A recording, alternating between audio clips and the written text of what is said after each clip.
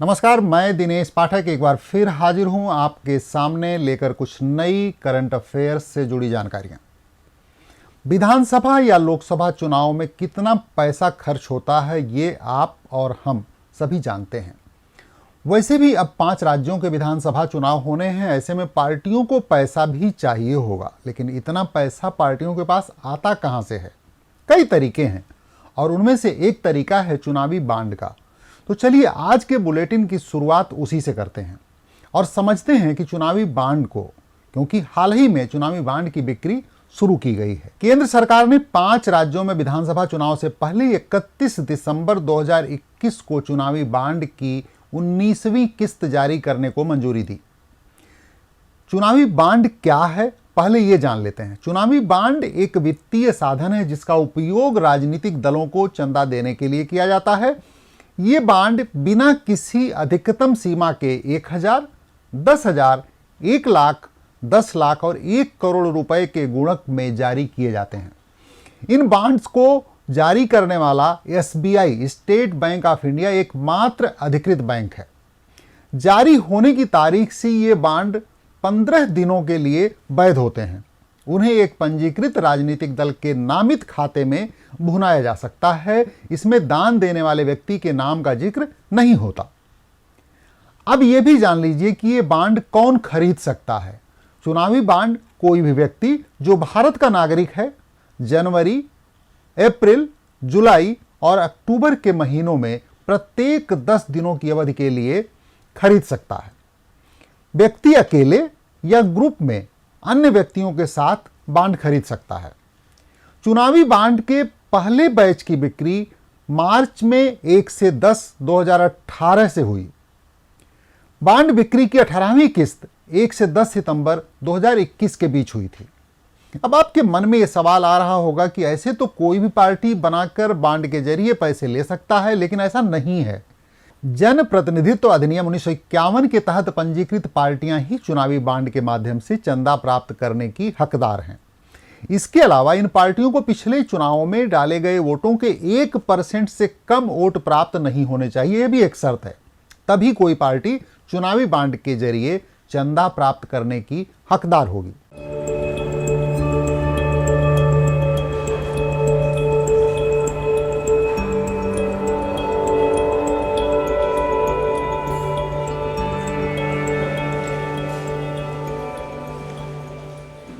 Excuse me, yes, thank you so much. मैं कुछ समझा नहीं।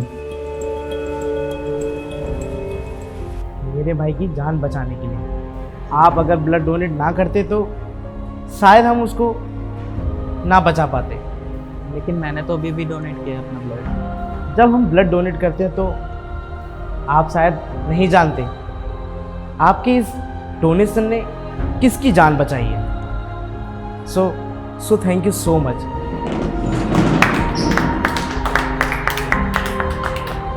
ब्लड डोनेट करते रहिए, जिंदगी बचाते रहिए। क्या पता आपका ब्लड डोनेशन किसी की जान बचा दे।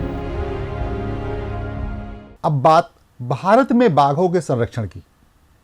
सरकार लगातार ये कोशिश कर रही है कि बाघों की संख्या जिस तरह से कम हो रही है उस पर लगाम लगाई जा सके, माने बाघ की संख्या देश में बढ़े। हम ये बात क्यों कर रहे हैं ये भी जान लीजिए। हाल ही में मध्य प्रदेश के छिंदवाड़ा में एक बाघ मृत पाया गया। NTCA यानी national tiger conservation authority Madhya Pradesh में हाल ही में हुई बाघ की मौत के कारणों की जांच कर रहा है। तो NTCA और बाघ संरक्षण से जुड़ी कुछ ऐसी जानकारियां हैं जो प्रतियोगी परीक्षाओं के लिए बहुत महत्वपूर्ण है।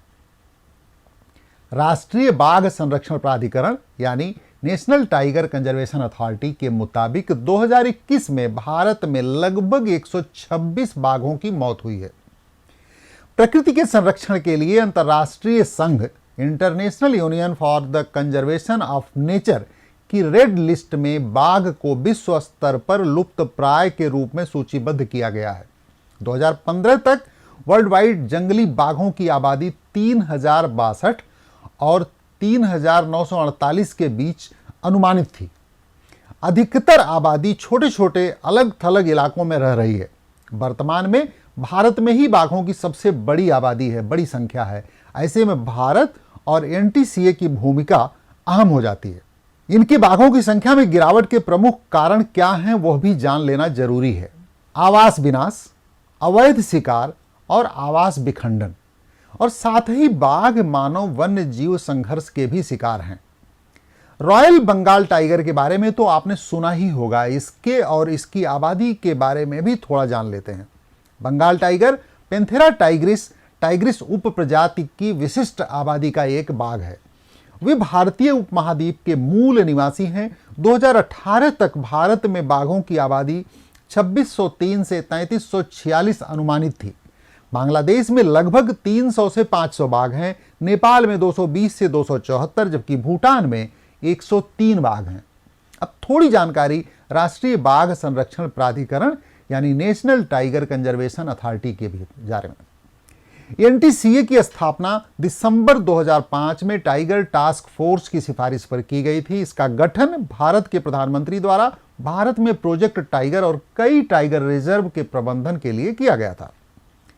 प्रोजेक्ट टाइगर अप्रैल 1973 में शुरू किया गया। इसे बंगाल टाइगर की प्राकृतिक आवासों में एक समुचित आबादी सुनिश्चित करने, उनके क्षेत्रों को संरक्षित करने और बाघ को विलुप्त होने से बचाने के उद्देश्य से शुरू किया गया था।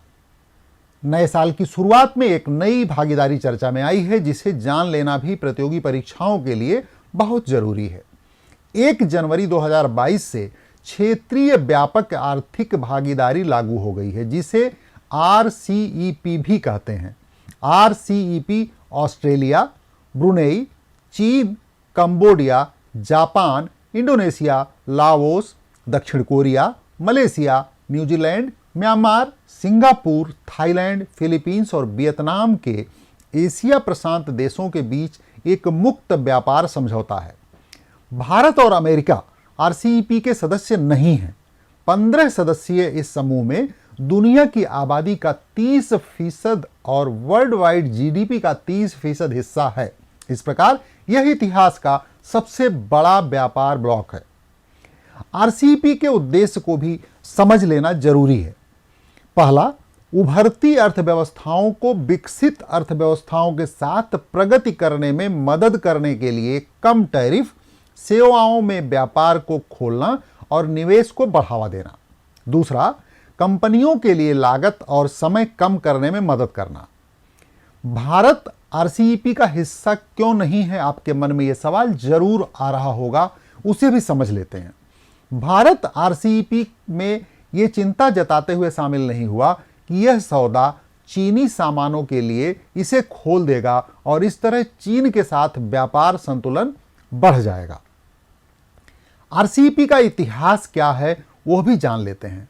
RCEP सौदे पर बातचीत 2012 में शुरू हुई थी। भारत भी इस वार्ता का हिस्सा था। हालांकि भारत 2019 में कम टैरिफ पर चिंताओं के कारण पीछे हट गया। भारत से पहले अमेरिका भी इससे बाहर हो गया था। साल 2021 का अंत होते होते चीन ने एक नया कीर्तिमान स्थापित करते हुए अपने ही रिकॉर्ड को तोड़ दिया है। वो कौन सा कीर्तिमान है, आइए जान लेते हैं। 31 दिसंबर 2021 को चीन के संघाई प्रांत में दुनिया की सबसे लंबी मेट्रो लाइन खोली गई।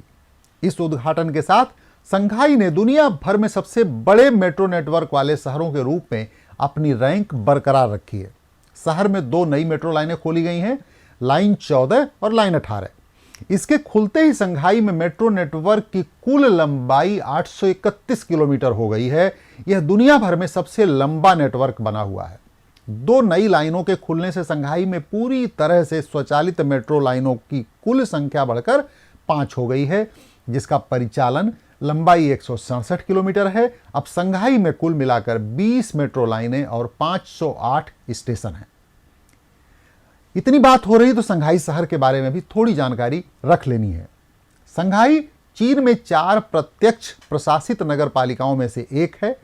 यह यांगजी नदी के दक्षिणी मुहाने पर स्थित है।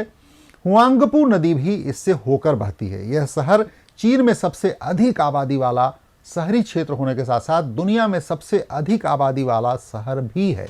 यह पूर्वी एशिया का एकमात्र शहर है जिसकी GDP अपनी संबंधित राजधानी से अधिक है।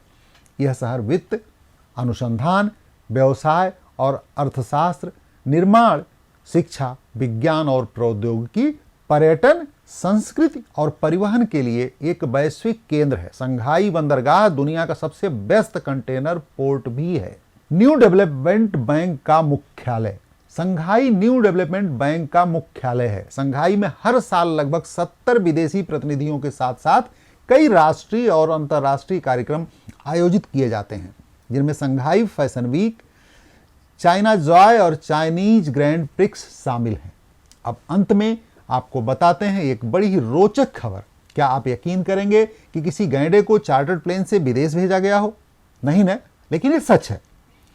इसीलिए आप जैसे युवाओं के लिए जानना जरूरी हो जाता है। हाल ही में बोइंग 747 चार्टर्ड विमान में सवार 30 सफेद गैंडों को दक्षिण अफ्रीका से रवांडा ट्रांसफर किया गया था। अवैध शिकार के बढ़ते खतरे के चलते उनका ट्रांसफर किया गया है। यह सफेद गैंडों का अब तक का सबसे बड़ा सिंगल ट्रांसफर था। सफेद गैंडा है क्या, वो भी जान लीजिए, जिसके लिए चार्टर प्लेन तक भेजना पड़ा। सफेद गैंडे का वैज्ञानिक नाम सेराटोथेरियम सिमम है। वे गैंडे की सबसे बड़ी मौजूदा प्रजाति हैं। उन्हें गैंडे की सभी प्रजातियों में सबसे अधिक सोशल माना जाता है। सफेद गैंडे में 2 उप प्रजातियां हैं।